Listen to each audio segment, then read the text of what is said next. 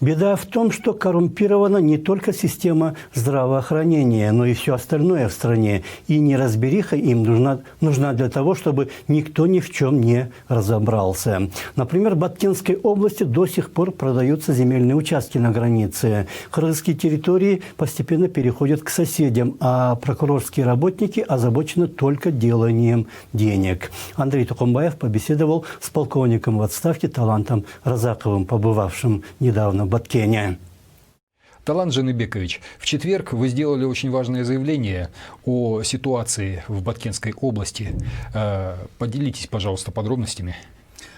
Вот недавно мы побывали в Баткене. Это движение, объединенное движение «Адилет» – это справедливость, КОТ называется наше движение. Первым делом мы поехали в Баткенскую область, потому что самое уязвимое место – это Баткен. Баткен, во-первых, географически он самая далекая точка нашей страны.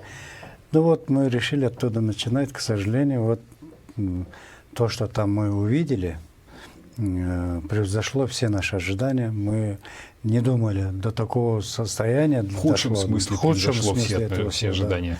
Да.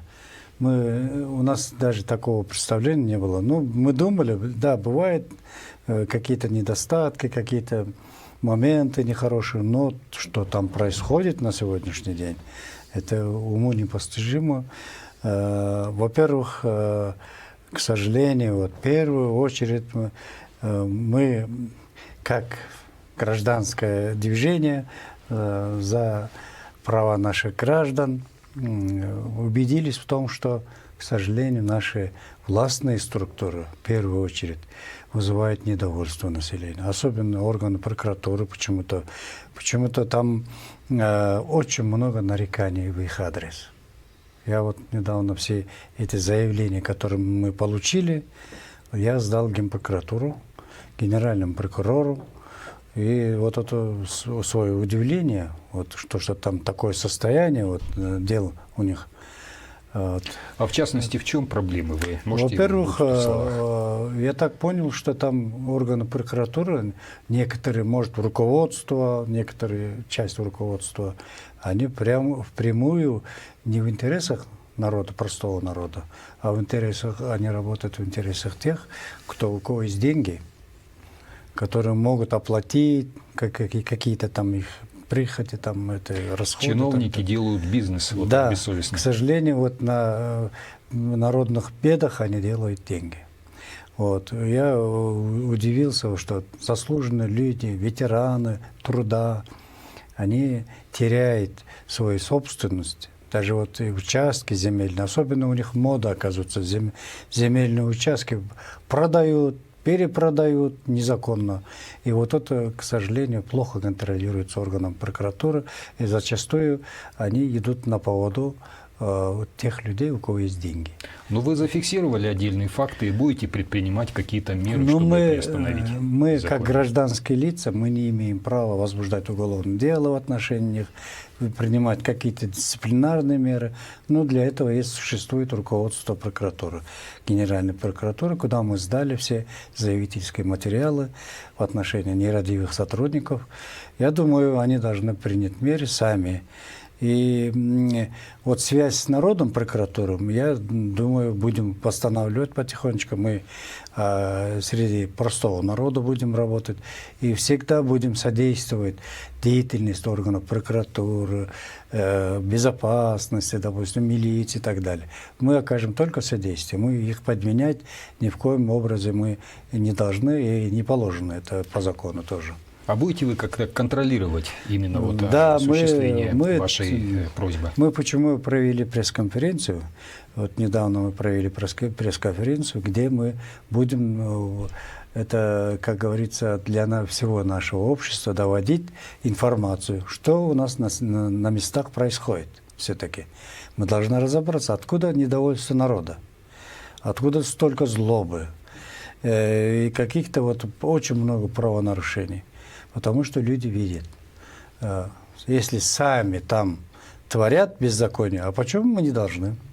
Вот такое вот состояние сейчас. Это во-первых.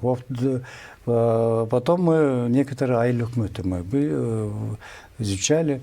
К сожалению, очень много нареканий в отношении Ахтурпахского айлюкмыта. Там, к сожалению, там происходят очень удивительные вещи. Очень много продают земельные участки. Вроде бы люди жалуются, что их земельные участки с красной книгой продали. Там или же выдают на тех местах, где не положено. То есть вот на пашнях, там, поливных землях выдают участки.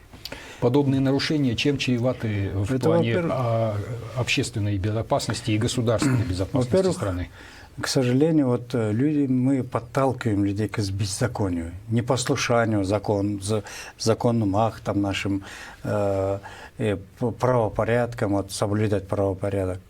И мне удивило еще одно такое проявление там в Баткене. Очень много аферистов появилось там.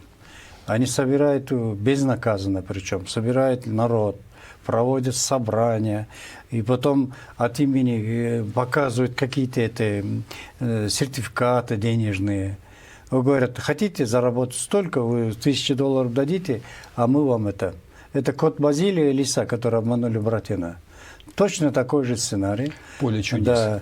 Да. И они получают эти $1000, исчезает.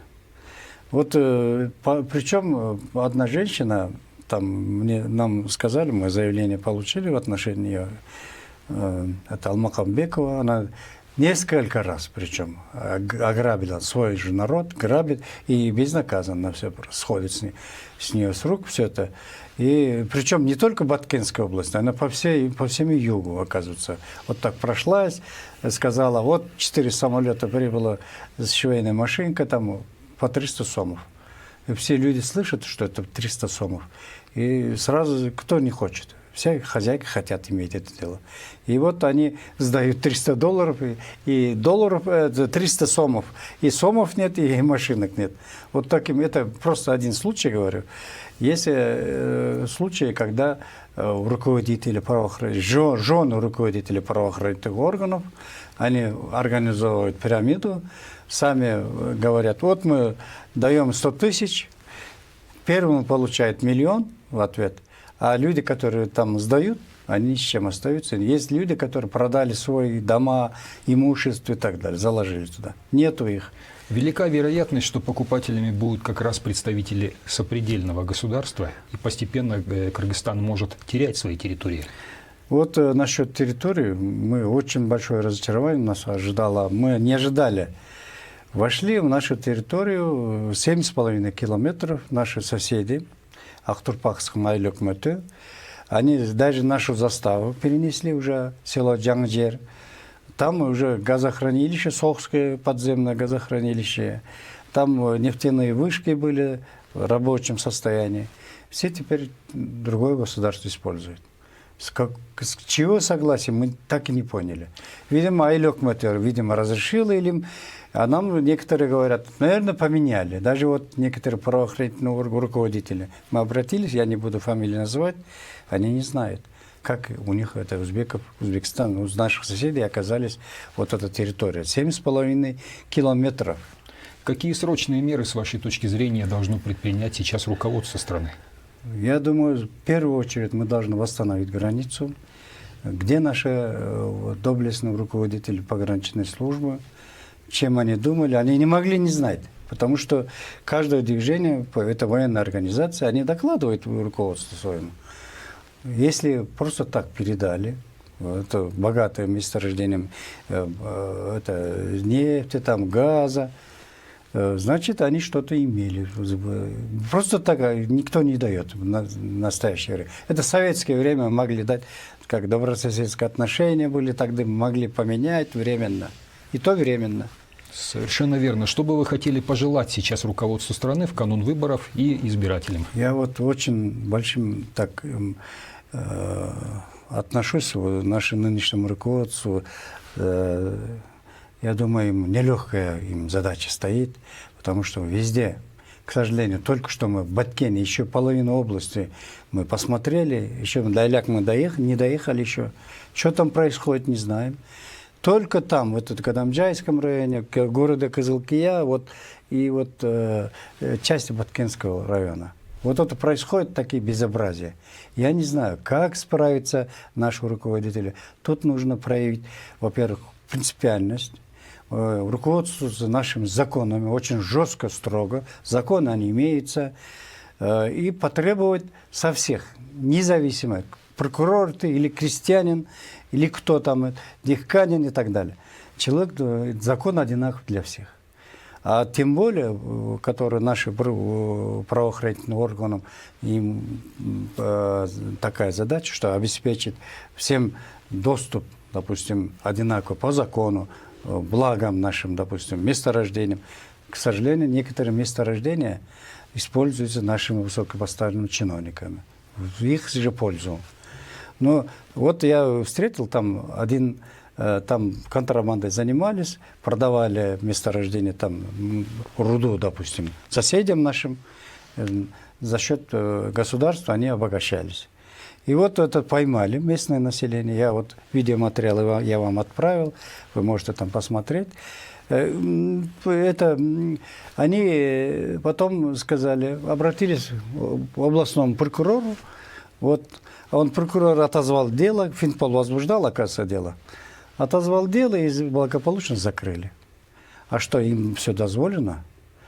Закон одинаков для всех. Я думаю, фамилию я назвал. Там мне сказали люди. Вот, говорят, это наш бывший руководитель области. Вот, потом вице-премьером стал. Знакомая фамилия. Ну, как они могли вот до такой степени, не знаю, сейчас я все передал в прокуратуру, конечно, сейчас преждевременно что-либо однозначно, 100% утверждать, но заявление есть, люди написали, я думаю, там разберутся, если так, там закон одинаков для всех. Надеюсь, что проявленная вами инициатива не позволит, чтобы вседозволенность становилась нормой. Огромное вам спасибо за то, что вы обратили внимание, самое главное, общественности на вот такую вот вопиющую ситуацию, и успехов вам. Да, я хочу сказать, что мы, простые граждане, тоже можем что-то сделать, если мы объединимся. Мы специально своих представителей там назначили, оставили, они будут постоянно работать. Большое спасибо. Всего доброго.